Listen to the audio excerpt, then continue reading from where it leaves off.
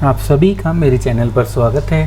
ख़ास तौर से जिन बच्चों ने अभी क्लास 12th एंड 10th के कंपार्टमेंट एग्ज़ाम या इम्प्रूवमेंट एग्ज़ाम दिए थे, तो सीबीएसई ने उसके लिए मॉडलिटीज़ एंड शेड्यूल इशू किया है, जहां पर आप अपने मार्क्स की वेरिफिकेशन को देख सकते हैं। आप photocopy of evaluated answer book देख सकते हैं और आप री एवेल्युएशन ऑफ मार्क्स भी करा सकते हैं। बट जब आपको ये पूरी कॉन्फिडेंस हो आपको कि आपने पेपर में जो मार्क्स आपको अलॉटेड हुए हैं आपने उससे अच्छे नंबर का पेपर किया है। तो अभी हम समझेंगे कि ये तीनों प्रोसेस को कैसे कैसे स्टेप बाय स्टेप करना है और क्या क्या उसके लिए रिक्वायरमेंट होगी। तो वो सारी शेड्यूल प्रोसेस सब हम इस वीडियो में सीखेंगे। आपके लिए बहुत इंपॉर्टेंट वीडियो होने वाली है। तो शुरू करते हैं अपनी वीडियो को। देखिए, 30th ऑफ सितंबर को ये सर्कुलर इशू किया गया था, जहाँ पर मॉडलिटीज़ एंड शेड्यूल जो मैंने वहाँ पे लिखा था उसी के बारे में वही तीन चीज़ें हैं। तो शुरू करते हैं। सर्कुलर की इतना हिस्सा हम ऑलरेडी पढ़ चुके हैं। तो मॉडलिटीज़ क्या हैं कि कैसे आप वेरिफिकेशन ऑफ मार्क्स करा सकते हैं, फ़ोटोकॉपी ले सकते हैं और रीवैल्यूएशन करा सकते हैं। तीनों की प्रोसेस है और सबसे पहले ये प्रोसेस यहाँ से शुरू होगी जब भी आप नेक्स्ट स्टेप पर पहुँच जाएंगे। तो रिक्वेस्ट जो है सबसे पहले आपको समझना है कि सिर्फ ऑनलाइन मोड में ही एक्सेप्ट करेगी सीबीएसई। कोई भी ऑफलाइन मोड जो है या पोस्ट वाला मोड एक्सेप्टेड नहीं होगा। सबसे पहले इस चीज़ को ध्यान रखना है। दूसरा, जो भी प्रोसेसिंग चार्जेस हैं आपको वो पे करने पड़ेंगे जब भी आपकी वो ऑनलाइन एप्लीकेशन वैलिड हो। प्रोसेसिंग चार्जेस जो हैं उनको आप ऑनलाइन पे कर सकते हैं using credit card, debit card, net banking, इन सब चीज़ों को यूज़ कर आप पेमेंट कर सकते हैं उस प्रोसेसिंग चार्जेस को। ऑफलाइन मोड कोई भी पेमेंट का एक्सेप्ट नहीं किया जाएगा, चाहे वो पोस्टल ऑर्डर हो, डीडी हो, मनी ऑर्डर हो, चेक हो, कैश हो, ये एक्सेप्टेड नहीं है। इस बात को आपको ध्यान रखना है। इनकम्प्लीट फॉर्म या ऑफलाइन एप्लीकेशन रिजेक्ट हो जाएंगी, मानी जाएंगी और कोई भी कॉरेस्पॉन्डेंस भी उसको आपको नहीं किया जाएगा। तो ये बात याद रखना है कि ऑनलाइन मोड में ही करना है। सिंगल एप्लीकेशन ही आपकी एक्सेप्ट की जाएगी हर कैंडिडेट की। तो जब आप ऑनलाइन प्रोसेस को अप्लाई करें तो सबसे पहले वो देख लें कि वो एक सब्जेक्ट में उसको रीवैल्यूएशन कराना चाहते हैं या एक से ज़्यादा में कराना चाहते हैं। उसके लिए सिर्फ आपको एक ही एप्लीकेशन वैलिड होगी या एक्सेप्ट होगी, एक से ज़्यादा एप्लीकेशन आपकी वैलिड नहीं होंगे। आगे चलते हैं। तो बोर्ड ने कहा है कि वो कोई भी किसी भी टाइप की रिस्पॉन्सिबिलिटी उनकी नहीं है। कोई भी लॉस हो जाए, कोई डैमेज हो जाए, कोई इनकन्वीनियंस कोज्ड हो जाए कैंडिडेट को जब उनके रिवीजन ऑफ मार्क्स हो या डिले इन कम्युनिकेशन हो, जो ऐसे रीज़न हो जो बियॉन्ड कंट्रोल ऑफ सीबीएसई हो।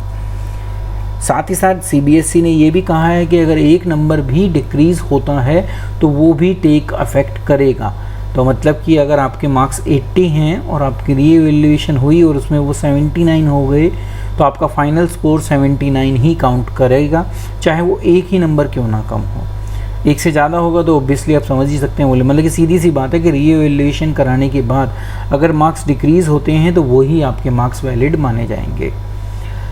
किसी भी टाइप का कोई भी चेंज हो, चाहे वो इंक्रीज़ हो चाहे वो डिक्रीज़ हो, उनको अपनी जितने भी ऐसे कैंडिडेट होंगे उनको अपनी पुरानी मार्कशीट को सरेंडर करना पड़ेगा सीबीएसई को और उसके बाद सीबीएसई नई मार्कशीट इशू करेगी। तो ये था कि अगर आपके मार्क्स चेंज होते हैं तो क्या होगा। कोई भी प्रोसेसिंग चार्जेस नॉन रिफंडेबल हैं, चाहे आपके रीएवैल्यूएशन का कोई भी इम्पैक्ट पड़े, कैसा भी प्रोसेसिंग चार्जेस नॉन रिफंडेबल ही रहेगा। अब सबसे पहले आता है वेरिफिकेशन ऑफ मार्क्स। तो फर्स्ट स्टेप जो तो आप लोगों को लेना है वो आप पहले देखेंगे कि आपके मार्क्स वेरिफिकेशन सही है, आपके उतने ही मार्क्स हैं जितने दिए गए हैं। तो सबसे पहला काम ये होगा। इसकी जो प्रोसेसिंग चार्जेस फ़ीस है वेरिफिकेशन की वो 500 पर सब्जेक्ट है। तो आपके पास जितने भी सब्जेक्ट का आप ये काम कराना चाहते हैं उसमें आपको 500 पर सब्जेक्ट पे करना पड़ेगा। रिज़ल्ट जो वेरिफिकेशन का होगा वो सीबीएसई की साइट पर अपडेट कर दिया जाएगा, अपलोड कर दिया जाएगा। चेंज ऑफ मार्क्स हैं वो बाद में सीबीएसई जो है कंसर्न रीजनल ऑफिस के थ्रू स्टूडेंट को भी भेजेंगी। अगर कोई चेंज ऑफ मार्क्स नहीं होता वेरिफिकेशन के बाद तो कोई भी कम्युनिकेशन आपको नहीं की जाएगी। आप CBSE की वेबसाइट पर भी अपनी जो वेरिफिकेशन रिक्वेस्ट है उसका स्टेटस चेक कर सकते हैं। तो ये हो गया कि रिज़ल्ट के बारे में। प्रोसेसिंग चार्जेस आपको यहाँ पर बता दी। सबसे पहला स्टेप यही है, those candidate who apply for verification online mode में वो ही सिर्फ एलिजिबल होंगे फ़ोटोकॉपी को ऑब्टेन करने के। तो अगर आप फ़ोटोकॉपी चाहते हैं तो आपको पहले वेरिफिकेशन कराना पड़ेगा, नहीं तो आपको किसी भी सूरत में फ़ोटोकॉपी नहीं मिल पाएगी। तो पहले वेरिफिकेशन करना पड़ेगा, मतलब कि 500 पे करने पड़ेंगे। उसके बाद भी अगर आप सेटिस्फाई नहीं होते तो आप फ़ोटोकॉपी ले सकते हैं, पर पहले वेरिफिकेशन करानी पड़ेगी। डायरेक्ट फ़ोटोकॉपी पे नहीं जाया जा सकता। तो सेकंड स्टेप आता है कि फ़ोटोकॉपी को ऑब्टेन करने की प्रोसेस। तो जिन कैंडिडेट ने वेरिफिकेशन ऑफ मार्क्स ऑनलाइन किए थे वो ही सिर्फ एलिजिबल हैं फ़ोटोकॉपी लेने के। फ़ोटोकॉपी लेने के लिए भी आपको 700 पर सब्जेक्ट, क्लास 12th हो चाहे क्लास 10th हो, वो पे करने पड़ेंगे। सेम बात पीछे आती है कि ये जो 500 हैं ये 12th और 10th दोनों के लिए हैं। तो सेम है, प्रोसेसिंग चार्जेस, फीस सब सेम है दोनों के लिए। इसका शेड्यूल एनेक्चर ए में दे रखा होगा जिसको अभी हम डिस्कस करेंगे।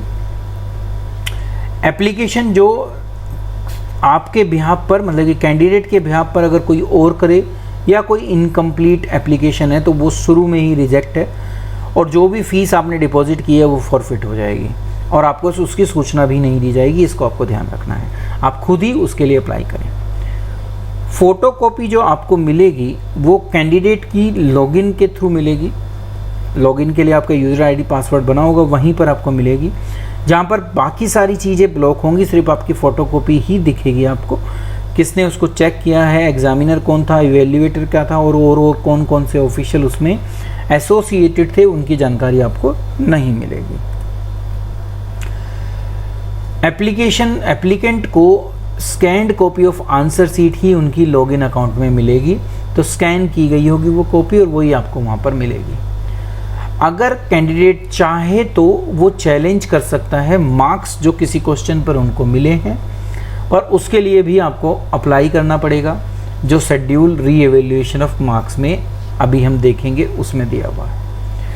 तो 2 स्टेप हो गए हमारे। अब तीसरा स्टेप आता है कि अगर आप फ़ोटोकॉपी देखकर भी सेटिस्फाई नहीं हुए और किसी क्वेश्चन में आपको सही मार्क्स नहीं मिले तो आप फिर री एवेल्यूएशन करा सकते हैं अपनी उस एवेल्यूएटेड आंसर बुक का।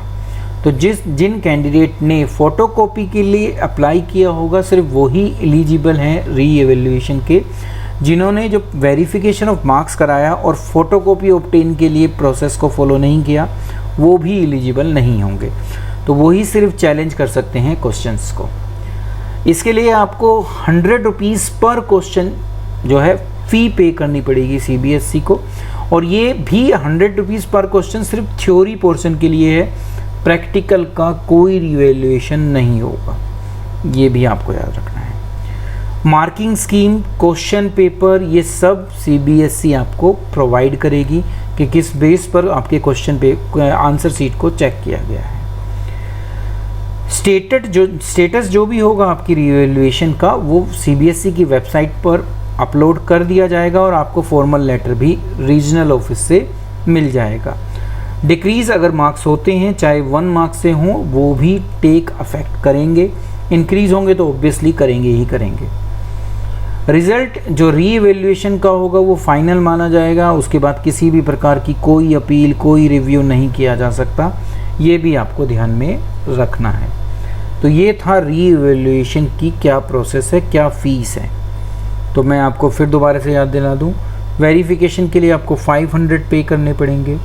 वेरिफिकेशन के बाद भी अगर आप सेटिस्फाई नहीं है तो आप फ़ोटोकॉपी ले सकते हैं, पर उसके लिए आपको 700 पे करने पड़ेंगे।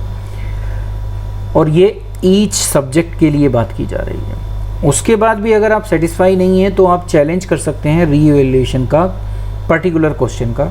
हर क्वेश्चन के लिए आपको 100 रुपीज़ देने पड़ेंगे, सिर्फ थ्योरी का होगा। एक भी मार्क्स डिक्रीज़ होता है तो वो भी टेक अफेक्ट करेगा और वही फाइनल होगा। तो अब आता है कि वो वेरिफिकेशन का शेड्यूल क्लास 10th हो चाहे क्लास 12th हो क्या है। तो देखें तो ऑनलाइन आपको अप्लाई करना है। 4 अक्टूबर से 6 अक्टूबर के बीच में ये काम करना है। आज जिस दिन मैं ये वीडियो बना रहा हूँ, इस दिन 2 है, तो आप 4 अक्टूबर मतलब कि मंडे से वेडनेसडे के बीच में ये काम कर सकते हैं। पढ़ चुके हैं हम, वेरिफिकेशन के लिए 500 पर सब्जेक्ट है, ठीक है। ऑनलाइन ही होगा और हॉलीडे के दिन भी आप इसको कर सकते हैं, कोई प्रॉब्लम नहीं है।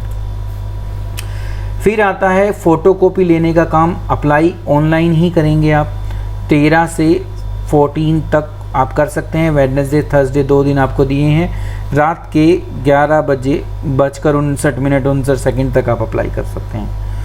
500 पर आंसर बुक आपको पे करना पड़ेगा। याद रखना कि वेरिफिकेशन कराई है तो ही आप ले सकते हो, नहीं तो नहीं ले सकते।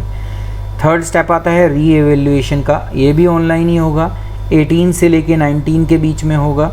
मंडे और ट्यूसडे 2 दिन होगा। रात के 12 बजने में 1 सेकंड पहले तक होगा और 100 रुपीज़ पर क्वेश्चन आपको पे करना पड़ेगा। तो ये थी सारी डिटेल। जिन भी स्टूडेंट्स ने कंपार्टमेंट या इम्प्रूवमेंट के एग्ज़ाम दिए हैं और वो उससे सेटिस्फाई नहीं है, तो वो इन प्रोसेस को फॉलो कर अपना री एवेल्यूएशन करा सकते हैं, रीचेकिंग करा सकते हैं, फ़ोटोकॉपी ऑब्टेन कर सकते हैं। वीडियो को अंत तक देखने के लिए आप सभी का धन्यवाद। अगर वीडियो 1% भी आपको पसंद आई हो तो वीडियो को लाइक करना, शेयर करना और चैनल को सब्सक्राइब करना मत भूलिएगा। Thank you.